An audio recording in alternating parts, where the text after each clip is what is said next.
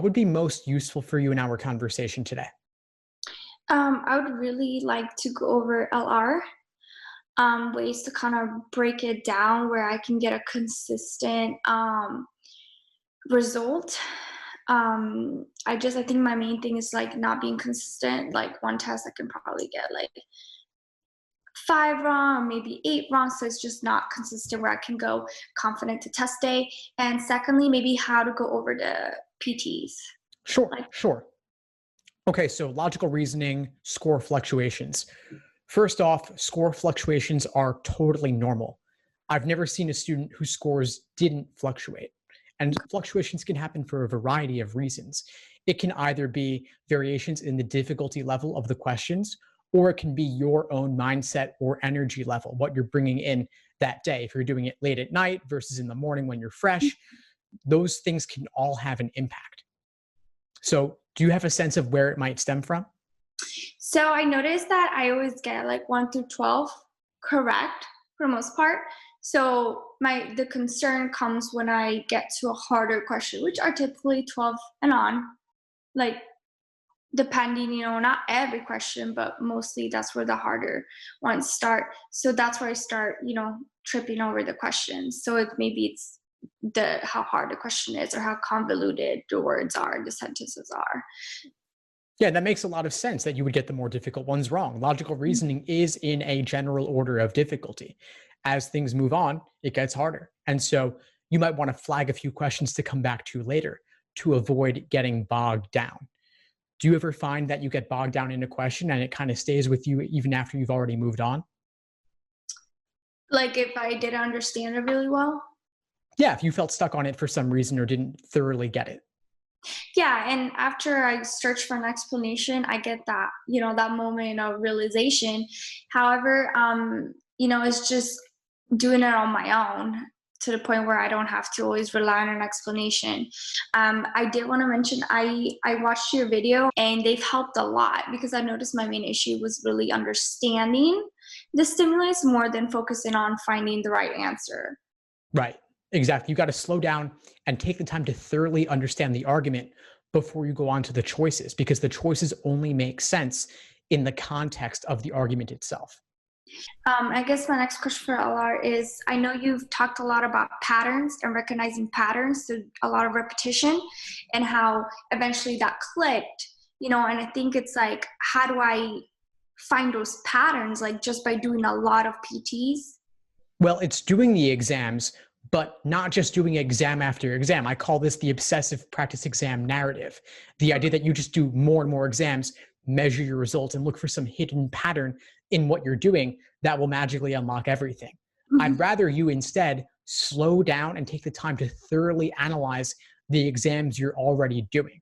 I'd rather that you do half the exams or a third of the exams, but review them in more depth to figure out specifically which mistakes you're falling for so you can avoid making them again. And so that's where part of this pattern recognition comes in. You can look at which specific question types are giving you trouble, and you can look at which specific types of answer choices are giving you trouble.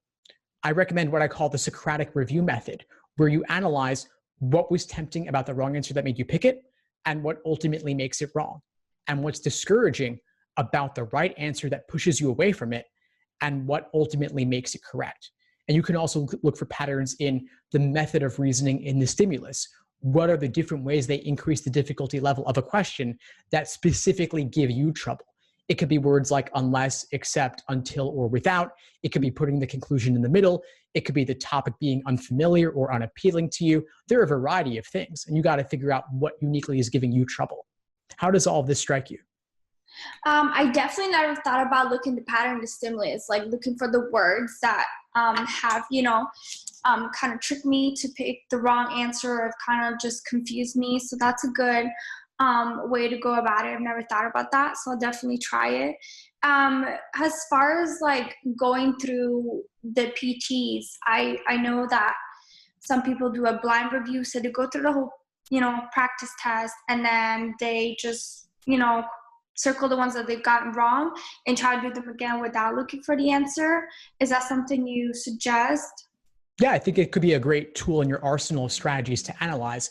I just wouldn't want you to spend too much time on that, because if you're redoing every section that you complete, that could take a lot of time and lead to burnout. So don't feel obligated to do it all the time.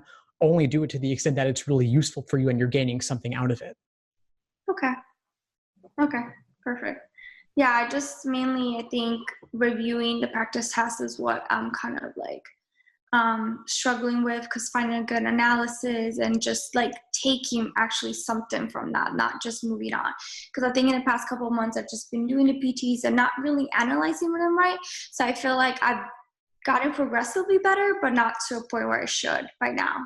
Just because I haven't been reviewed correctly, because I haven't really, had that much help reviewing them.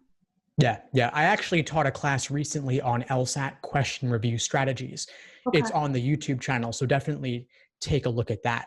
And I also want to ask you something else, which is, do you ever keep a mistake journal or a running list of the questions that have given you trouble? I did.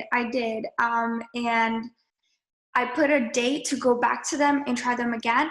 But sometimes, like, I feel that memory kind of kicks in and I remember the right answer. You know what I mean? Because I feel like once you've done a question, of course, you're not going to remember all of them, but maybe there's a chance you're going to remember. So that's why I'm always like, dubious of the fact whether that's effective or not. Yeah, of course. It's possible for you to remember it. And so that might taint your results a little bit. But let's say the 20 most difficult questions you've ever encountered that gave you trouble, if you were to redo all 20 of them 2 weeks later or a month later, would you get all of them right? Probably not a month later, I think because I just do them like a couple of days after. So maybe I should give myself more time before trying them again.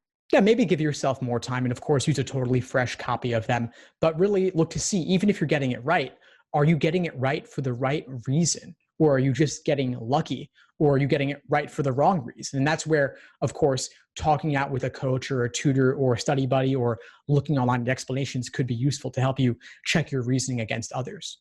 Okay.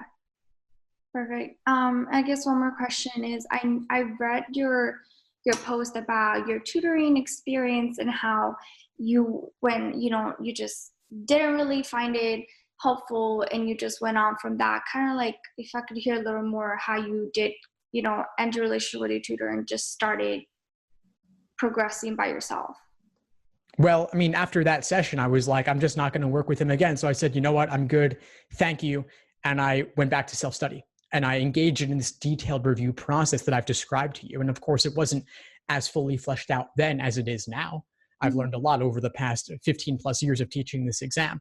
But when I really slowed down and analyzed what I was doing, rather than just looking to churn through every exam ever released up to that point, that's when I really started making those gains. Because we talked a little bit about pattern recognition earlier, and I think that's really key on this exam. And it's not only about pattern recognition as I described it, there's also other levels to it too, which we haven't even gotten into. One of them would be patterns in methods of reasoning. Because of course you have your classic logical fallacies, but there are also other less common methods of reasoning that come up on the LSAT. And if when you look at a new question, you can relate it back to previous ones that you've done and you're not analyzing it for the first time in that moment, then you're saving a lot of time. Mm-hmm. Okay, understood. Perfect, thank you. Of course, I'm glad I was able to help. But before we sign off, what would you say is the biggest insight you got from our call today? Definitely the recognizing patterns and the method of reasoning. So like finding those words that, tripped me on the question that, just kind of confused me. So I definitely should start writing them down. So maybe missing most and missing some or those keywords. I think that'll be helpful. And it was great talking to you and just getting a different insight on how to review for the PTs. Awesome. Well, please keep in touch and let me know if you need anything at all as you move forward. Okay, thank you so much. Thanks for tuning into the show. Please subscribe if you haven't done so already to be notified of new episodes as I release them. And feel free to reach out if you need anything at all as you move forward with your prep. I'm happy to help however I can. In the meantime, I wish you all the best and take care.